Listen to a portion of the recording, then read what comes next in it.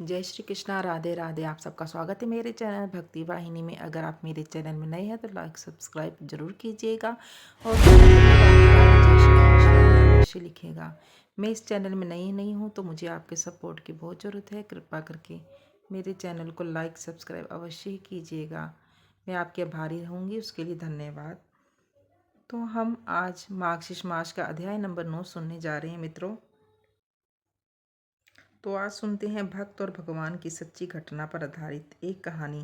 भक्त और भगवान की कहानी, जिसमें किसी तरह भगवान ने अपने भक्त की जान बचाई और उसकी भक्ति की लाज रखी। एक बार एक राजा ने भगवान श्री कृष्ण का मंदिर बनवाया और उसमें पूजा पाठ करने के लिए एक पुजारी को लगा दिया। पुजारी जी बड़े प्रेम भाव से भगवान की सेवा करने लगे। भगवान की पूजा पाठ और सेवा करते हुए पुजारी की उम्र बीत गई। राजा रोज वहां दर्शन के लिए आता था, लेकिन इससे पहले वह अपने सेवक के साथ एक फूल की माला भेजता था, जिसे वह पुजारी भगवान को पहना और जब राजा दर्शन को आते तो आशीर्वाद स्वरूप भगवान के गले से उतार कर राजा को पहना देता। रोज यही नियम था। उसने सेवक के हाथ माला भिजवाई और पुजारी को संदेश भिजवाया कि राजा आज मंदिर नहीं आ पाए। सेवक माला देकर और संदेशा कहकर चला गया। पुजारी ने भगवान को माला पहना दी। थोड़ी देर बाद पुजारी का मन में विचार आया कि मुझे भगवान की सेवा करते हुए आज उम्र बीत गई है, लेकिन मैंने आज तक ये माला नहीं पहनी है। सांसों का क्या भरोसा, कब रूठ जाए। भगवान ने आज मुझ पर कृपा करी है तो क्यों ना ये माला आज मैं ही पहन लूं। ऐसा सोचकर पुजारी ने वह माला भगवान के गले से उतारकर खुद पहन ली।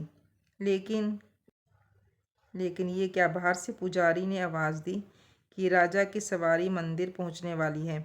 अचानक सेवक की आवाज़ सुनकर और राजा के ऐसे अचानक आ जाने से पुजारी जी घबरा गए कि कहीं राजा ने मुझे माला पहने देखा तो क्रोधित होंगे और मुझे दंड देंगे। ऐसा सोचकर पुजारी जी ने वह माला अपने गले से निकालकर भगवान को फिर से पहना दी और जब राजा मंदिर में आए तो वही माला भगवान के गले से निकालकर राजा को पहना दी।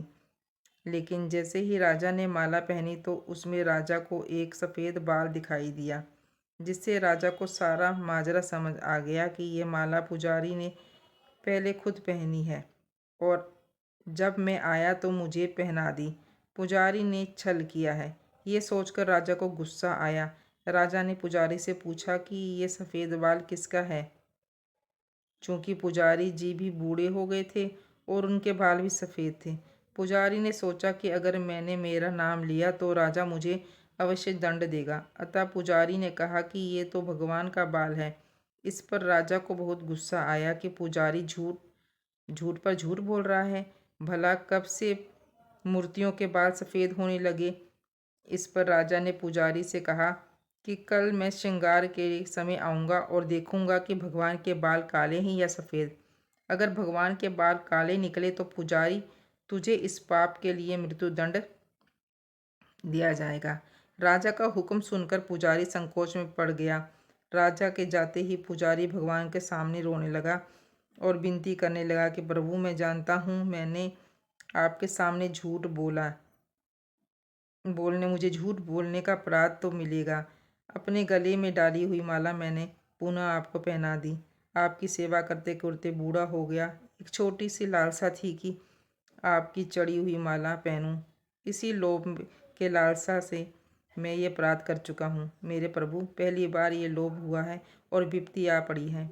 मेरे नाथ, कृपा आप ही मुझे बचाइए, नहीं तो कल राजा मुझे फांसी पर चढ़ा देगा। पुजारी सारी बात रोते रोते मंदिर में ही सो गया।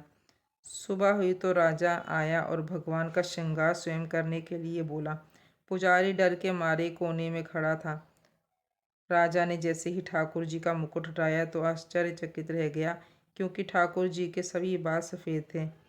राजा को लगा कि पुजारी ने जान बचाने के लिए बालों को सफ़ेद कलर से रंग दिया होगा। अतः राजा ने बोला कि जांच करने के लिए ठाकुर जी का एक बाल पकड़कर जोर से खींचा तो वहां से रक्त की धार बहने लगी। ये सब देखकर राजा घबरा गया और ठाकुर जी भगवान के पैर पकड़ लिए और क्षमा याचना करने लगा। तभी मूर्ति से आवाज़ आई कि राजा, तुमने आज तक मुझे मूर्ति ही समझला, इसलिए मैं आज भी तुम्हारे लिए मूर्ति ही हूँ। पुजारी मुझे साक्षात भगवान समझता है। उसकी श्रद्धा की लाज रखने के लिए और तुझे समझाने के लिए मुझे अपने बाल सफ़ेद करने पड़े और रक्त की धार बहानी पड़ी। राजा ने भगवान और पुजारी दोनों से माफ़ी मांगी और अपने राजमहल लौट गया। अगर मान लिया जाए तो भगवान, और ना मानो तो एक मूर्ति। अगर मन में सच्ची श्रद्धा हो तो भगवान पत्थर में ही जीवन डाल देते हैं भक्तों। तो ये थी एक सच्चे भक्त और भगवान की कथा। आपको कैसी लगी बताइएगा ज़रूर। धन्यवाद।